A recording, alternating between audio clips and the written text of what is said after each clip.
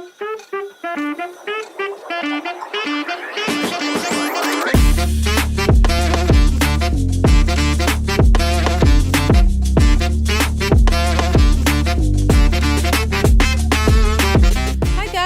me, Linda Mzamane, with my co-host Bridget Meyer for another episode of My Stylish Life.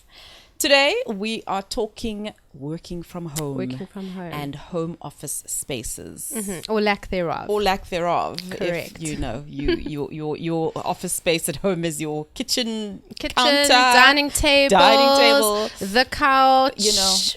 We want to just troubleshoot these things because I think that not everyone has a dedicated study in their homes. Exactly. And I think to work from home, we've got to take that into consideration. We just want to make a nice environment that makes working from home a lot more easier and accessible.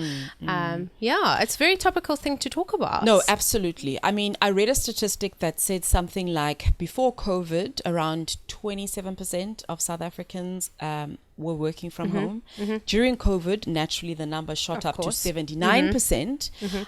Obviously, since then, I'm sure a lot more people have started going back to work, but we have retained the home office environment. Definitely. And we all do some level of working from home. And even if you don't work from home, I think you've got to think about where it is that you're storing your documents, your paperwork, stuff that you just need to keep somewhere at home. Art. Exactly. Yeah. And how to maximize that space, make that space more efficient, and make it a space where you feel like you can be productive. Exactly. I think that's the key. It's to create an environment where you can get the most out of your work life. And that's the tricky thing to balance. I mean, I wrote a blog in 2020, like in the midst of the first hard lockdown. And saying, okay, well, now we're all working from home. Here are some tips. And I said, it will be interesting to see how things pan out afterwards. Now, 3 years later, I can honestly say that we are designing a lot of home offices, home office spaces. People have become mobile workers. Yes, there are a lot of office spaces. I mean, we design quite a lot of commercial corporate interiors. And that also has actually changed. I just want to say the corporate environment a little bit. Has that become more homey? Yes, so exactly. Is there a bit more fluidity? And a lot more spaces in corporate commercial spaces for kind of social activities. So staff rooms have become really important because I think people have recognized that, we are productive and effective at what we do in comfortable environments. Exactly. Coming out of COVID and having worked at home, they know that it's okay to create homelier, comfortable spaces. So we're doing a lot more of that within an actual commercial office space now. That's so interesting. Yeah. And like I said, home office is still doing a lot of that and not always in a dedicated study office in your home. Not everyone has the luxury of having that extra room. In a lot of cases, it is perhaps in your guest bedroom, in a little alcove that has been created down the passage. Exactly. Kind of, I would say, not desirable places. The dining room, couch. Listen, I've been through a gambit of uncomfortable workspaces. I've been working from home since about 2016, so long before COVID made it the norm. And I've tried various configurations of having, and obviously a room that with a door that can close is like first prize. I mean, I suppose we can go through some tips of the various scenarios that may be in your home and how to just make the most of what you've got. So I mean, what are the things that you've got to take into consideration when there are quite a few. I would say there's quite a few things that we can chat about. The first being obviously your work surface. I mean, let's just start at that. So, like I said, not all of us have a dedicated study or office area in our home, but we still need some kind of a work surface /desk. So a table of some sorts. And I would say it has to be ergonomic. Number one, it needs to be at the right height. So an optimal desk is at the height of 720, and that's the height that you want to sit and work. 720 so what? 720 millimeters. Sorry, Millimeters. millimeters. Okay. So yeah, we work a lot in millimeters actually in Why interiors such and a small architecture. metric? Oh, actually, it's a good question. So I why don't not actually know, centimeters? but we work in millimeters. Okay, Yeah. okay. So you'll always hear say, "Oh, that's 2,000 instead of 2 meters." Yeah. You know what I mean? Hey, Yeah. I suppose it's like Yeah. parenting. My Exactly. child is 23 months old. Exactly. So yeah, the lingo Okay. is millimeters. So yeah, Okay. we work 720, and that's comfortable height to sit at. Okay, Yeah. ergonomic height. That's what Okay. ergonomic. We kind of say like optimal comfort, right? So that's like not kitchen counter height, bar height. Those are all higher. Too high. Yeah, too high. So I think we just want nice space, like desk space, and that will be applicable to what it is you do. I mean, maybe you are in drawing and you need more space for like storage of like papers, or Yeah. you know, maybe you're paperless, and so everything you need is just on your laptop. So you're not needing like a big kind of work surface. Yeah. So I think it's kind of a lot dependable on what you actually do. But yeah, just make sure it's the right height, and if we can get a desk And when in we there. say right height, it's for the purposes of what? Like avoiding back pain? Yeah, yes, or neck absolutely. pain? It's your posture. Okay. It's your posture. Okay, okay. Absolutely. Yeah. So yeah, lots of desks on the market out there. There are a lot of online retailers in South Africa, which is fab. And obviously there is also the option of having something custom made. If you do have space to have your own home office, obviously then, you know, a whole kind of work surface scenario can be designed for you with a lot of storage. We do home offices, quite a lot of those as well, built in, okay, with the built-in cabinetry. So if you're buying online, say you're buying a desk, look for one that's close to what, 720? 720 Millimeters, yes, okay. millimeters, correct. Okay. Then the next thing would be your chair. So now, like you were saying, comfort, posture, we wanting to go, that is where you really need a nice ergonomic chair. You know what I mean? Like yes, I was going to say plastic chairs. There are a lot of polypropylene on offer actually that are great. Some with wheels, some not on wheels. It just depends, you know, how flexible you want to be. But as long as you have like a sturdy, comfortable chair, again, lots out there.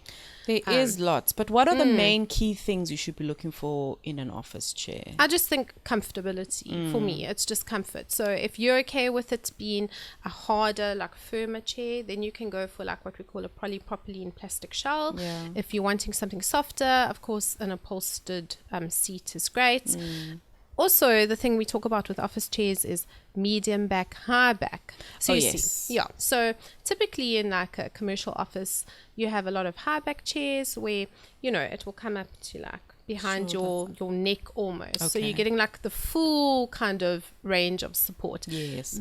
Medium, it's coming like mid back, so you can still rest. It all, obviously, a higher one is going to cost more money, medium one less. Another thing that I want to say is what is great for an office chair is to actually have the adjustable seat.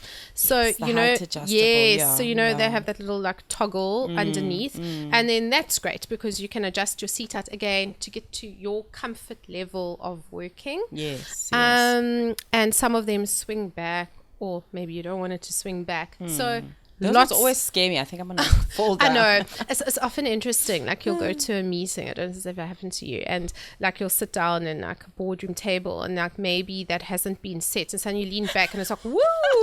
Exactly. Or the little toggle thing is loose and you sit and you go all the way down. You're like, I know. I'm sure there are like plenty stories about things like office that. chairs. Yeah, Okay, what about yeah. armrest? Yes. So again, armrest, not armrest. I think this is again all Personal down preference? to personal preference. Absolutely. But again, so many options. All of the homeware stores are like offering. Before you used to like have to like search for an office, you know, through like say an office provider, office furniture provider. Now all of the home stores are providing desks, Office section. and they're designed. I mean, again, last week we spoke about like boucle fabrics. These are now on office chairs. Yes, you know what I I've mean? seen So them. They really, look really cute. yeah, we can take all the beautiful fabrics that we're talking about and want, and you can really make it not so corporate if you don't want to. So that's quite exciting. Yeah. Yeah. And the great thing about home office space is that you can really, we'll get to it, but you can really inject your personality in a way that you can't Absolutely. do at the office. You know, at the office, you might be able to put an ornament here at the corner of your little cubicle, but at home, you can just really. Yes, go and to I think town that with that's a great point because that's quite important. You know, whether you're into crystals or you want a plant. Actually, I do want to say plants are really fab in a home office environment. I would say almost necessary. I would say so because, Yeah. I mean, there are studies out there that show that plants actually increase productivity. They really do. You know, there's a lot of studies out there on the benefits of plants in the home. So putting a plant in your office environment, great idea. Like we said, photos. I mean, maybe this is a place to do the gallery wall that we have spoken about. In your home office wall, Yes, you know, and inject some of your own personality into those spaces. For sure. I think that's the thing. It doesn't need to scream office, this is serious. I think, you know, it can be a space where you feel comfortable, because where you are comfortable, you're going to be at your kind of peak. Yeah, So performance-wise, you'll be able to you will give perform the better. required Yeah. output. Exactly, Yeah. exactly. But I mean, just, Yeah. you know, obviously be careful of things that are like, Super distracting. well, I mean, just in terms of personality and expression, Oh, right? If so you true. are doing a lot of Yes. Zoom Yes. or virtual be meetings, careful just what's be careful in your what's background. you know? I mean, we all know the stories. We've all watched the and the book videos. selections you've got, maybe you're into Exactly. alternative things. Just, keep that Yes, in mind. that But is a very good otherwise, point. personalize, but keep it in mind that it must still be Professional. PC. Yeah. Okay. Yeah.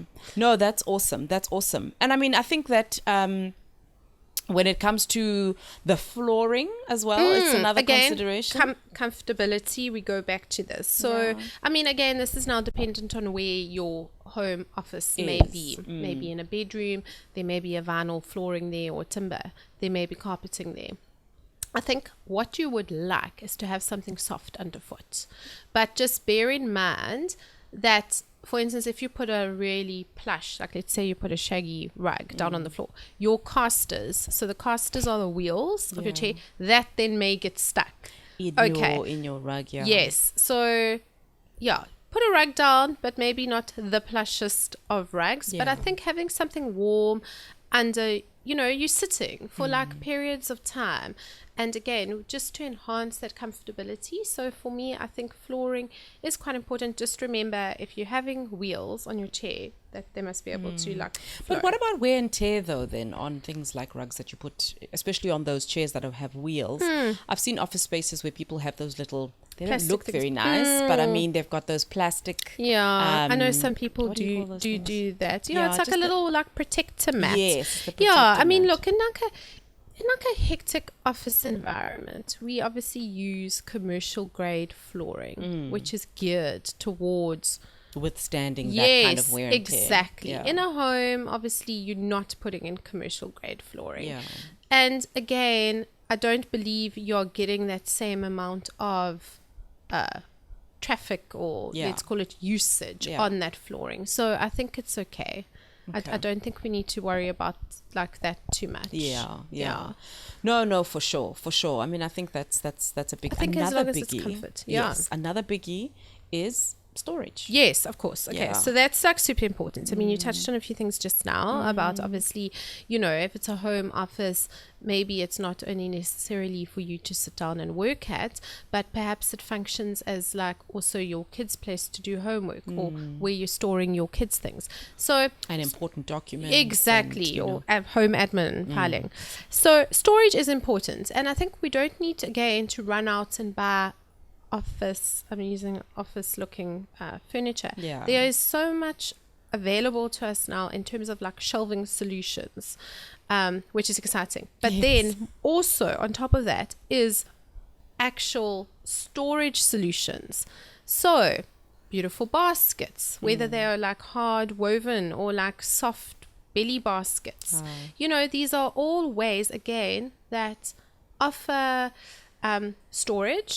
So they're serving a purpose, but also aesthetically, we're getting in a little bit of decor, personalization, and it all works within, you know, the overall kind of environment that you're wanting to create. Absolutely. So that would be my tip. I mean, really, don't go out and buy perhaps a utilitarian vessel or filing tray or whatever. There's a lot out there. Yes, no, for sure. And again, there are online retailers that are doing some exciting, even like right down to like pencil holders and in trays, you know. So that's quite exciting. No, for sure. Yeah. Do you know what I love also are like those really cute like bookends, and you get bookends in all kinds of designs. So many beautiful ones. Absolutely. So again, nice. Lots in marble. Oh yeah, Just yeah.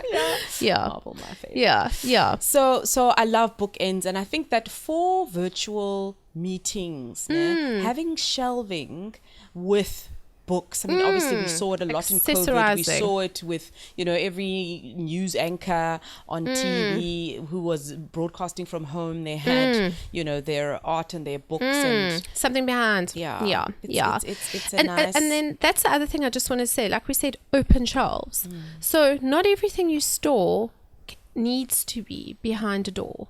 So I mean, it's easy if you just want to like shove things in. Of course. But for me, I always think, and I like, we do this. I mean, we'll save talking about kitchens and cabinetry. You know, we'll unpack that in a later episode. But I always like to add a little bit of open shelving where we are doing cabinetry. So typically if we are doing, let's just say we are doing a home study and we're doing cabinetry, we will always include some part of open storage. Yeah, because it's an opportunity to personalize, decorate, add a little of your own pizzazz. Yeah. Totally. Sure. Yeah. Okay. Yeah.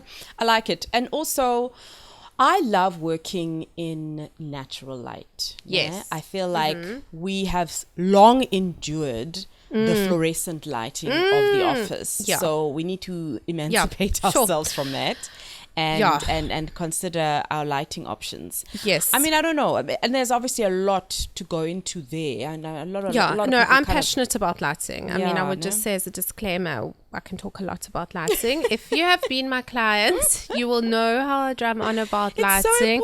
It's so important. Ambience and everything. Sure, bad lighting is like one of my peeves in life, I would almost say. Like if I walk into a space and you can literally, I can feel it. It's a visceral reaction. Yes. So lighting is super important, and super important in your office environment, because not only, like you say, you like to work in natural lighting, it makes you feel good, and you know, all of those feel benefits. more awake. Yes, in a way, sure. And I would say that's actually a benefit of working at home, because you are just so much more connected to you know, the natural light and your own home outdoors. But task lighting is something we need to chat about, because define task. So lighting. task lighting is like you're doing a task, so you need lighting to do that. So you're literally lighting. So it's like direct lighting, directional lighting. So maybe we say direct lighting. The little desk lamp that yes, points to your paper. Yes, so we call that task lighting. Okay. So for me, task lighting is really important in whatever your home office environment may be. So whether it is like a table lamp that you have on your desk surface itself, maybe it is a standing lamp that you have next to the table because you want to like free up some more office space. Yeah, so quite flexible like that. Or maybe you do actually have great overhead lighting that will provide you with the lighting you need. Sometimes, I mean, in the past I've like done wall lights that are directional onto work surfaces. I just think you've got to be mindful, whatever the setup is, that sometimes, like you say, your overhead ceiling lights are just not going to cut it. And they're for also working in front of a computer. Again, paper. For the virtual meeting situation, that light coming from the top is not going to do your eye bags any favors, firstly. And secondly, something else to consider with lighting if you are doing a lot of virtual meetings is never ever have a window behind you. Because obviously then it just whites you out. And you can't really pick up you in front of exactly. it. So you will be dark, and then all you will see is just this big bright white window. So where your window ideally should be is behind your computer, behind your screen is where your window is, because then it's like a natural ring light. Selfie 101, right? So it's exactly where your ring light would be. That's where your window should be. So that's a really big one for me. Is that I'm always like I'm silently judging people who have like bad lighting in Zoom meetings. I'm like, girl, fix your, can't see your face. Linz, where did you have your Zoom meeting today? Oh my word, you don't even want to know. Okay, so this work from home live has you working any and everywhere. Okay, I was on my way over here with my laptop open on my passenger seat, kids screaming in the back. Thank goodness for the work for mom mute hustle and muting videos and audios, because Thank the goodness. things that people would be privy to. No, look, working from home it is. I mean, I also have a work from home situation, so that's why I can totally. You got to do what you got to do. I mean, but I think it's also it's part of that though is the. And I don't know if it's necessarily a good thing, because so many of us are now remote or hybrid. There is this pressure to be ever present and ever available, because normally you would just say, no, I'm quickly just driving to this other place and then I'll log back in or whatever. But now there's a meeting at that time, but you've got to drive at that time. So now you're like, well, I can, even though it is, unsafe and whatever, but it's part of that working. These hybrid situations now have just created that kind of pressure, I feel, to be like completely accessible. Always be accessible and available. Now we can't be sick anymore. Like, I mean, now you've got to have your laptop on, even though you're like, anyway. It's just one of those things. So the lighting is a big one. I don't know, for me, really important. Maybe it's because I've just never really experienced it or had it in my home office environment. I've never tried the directional or task lighting. Yes, I think it's for me it really is an important thing that people should consider. Yeah. And then again, like we touched a bit on now the window situation. Again, I think window treatments are something else to consider in your space. Do you want to look out? First thing I would say, it would optimal to have a window in your space. Some people you can't, so you make it work. If it's in like an alcove in your passage, then that's when the task lighting really important. Okay. Natural lights, great. Maybe you need blinds to filter out the light certain times of day. We do home offices that have curtains in, beautiful, fluttering in the breeze. I think the whole thing is it's a room or a space in your home, and it needs to be treated like that, not just this place where it's work. You want to treat it as another comfortable space. Absolutely. So that would be, like, I think for me the biggest takeaway from this, if you are listening, is just see it as another extension of a living space. Just that it is geared up where you can be as productive as you can be. And what about color palettes, hey Bridge? I mean, obviously it's up to personal taste and stuff, but I mean, when it comes to concentration and focus, what sort of colors are more conducive to that? Well, I would say, it's an interesting thing, because in like a commercial corporate interior, obviously we play around with the brand's colors. And often they are bold. Whereas at home, I would say, don't do bold colors. Kind of contradictory here. But I would say I would tend to go for like a softer palette, because I think it's more inducing to a calm environment, which again would allow you to then be productive. I would stay clear of yellow. Yellow is apparently known to induce anxiety. So I think we want to not be anxious. And we don't want to pile it on. Exactly. And I think just again, it's up to you. Like, do you personalize it yourself? If you are into the brighter and the bold and you find it invigorating, perhaps maybe it to work, sparks creativity. maybe it does. Exactly. I think it's also, like we said, dependent on what you do. If you're in a creative environment, well, that's your line of work, perhaps you're needing that stimulation. Whereas, you know, perhaps if you're number crunching all day and you just need a calm, you know, then pare it back and go for a more muted, neutral color palettes. Yeah. And I must say, part of what is also nice about having a window, when we were just talking about windows, is just like I find I often need like a visual break. Yes. During Have a work. pause. Yeah. So if I've been concentrating for a long time on something or on a task, I just need to look away for a time. And I mean, have a little to break. be able to look out, if you've got a little garden, or, you know, just to be able to hear sounds of, hopefully it's birds and not traffic or anything like that. But I need a visual break. Yeah.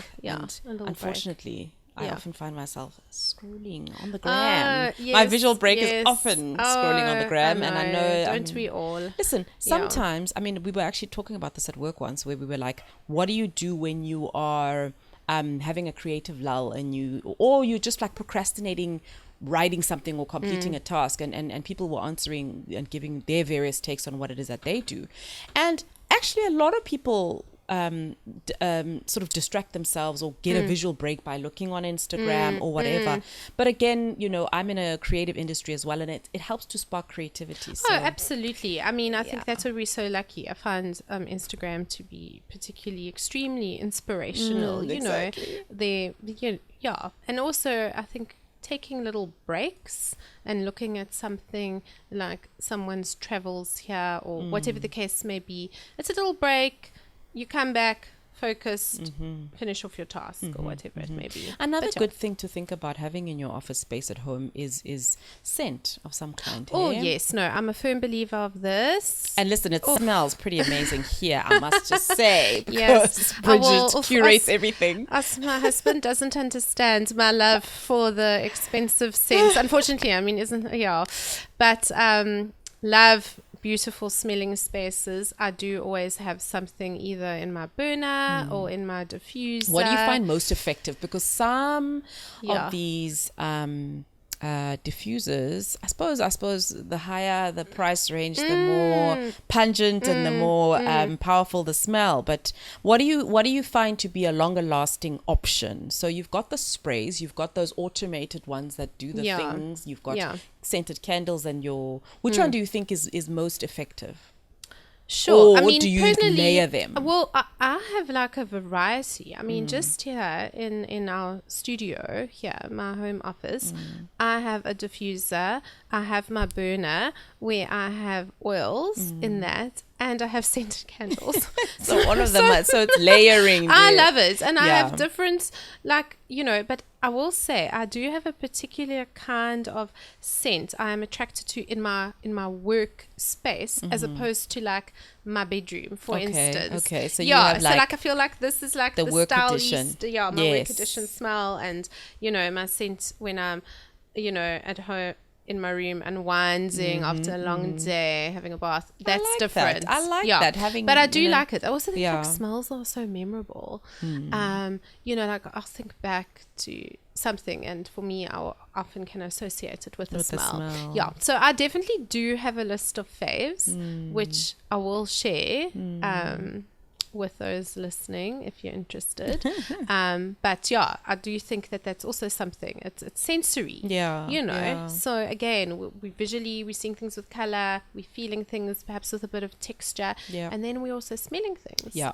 I must say, I love, and I think where it just does something to my brain, and it's like a crisper smell. Like I love lemongrass. Oh, I love lemongrass. Lemongrass is like one of my favorite scents. I also love lemongrass. It's so clean. Yeah, it's clean. Yeah. Exactly. So I think if I have a lemongrass scent in my office environment, then that will help you. It helps me. Yeah.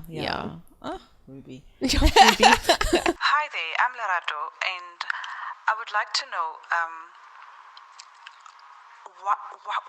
how does one decide on the wallpaper they go for, like the pattern and particularly the color? say, for example, I'm working on a bro studio and I want to paint the wall dark gray, and I want a wallpaper somewhere in the studio that will go with dark gray but will not make the room necessarily dark.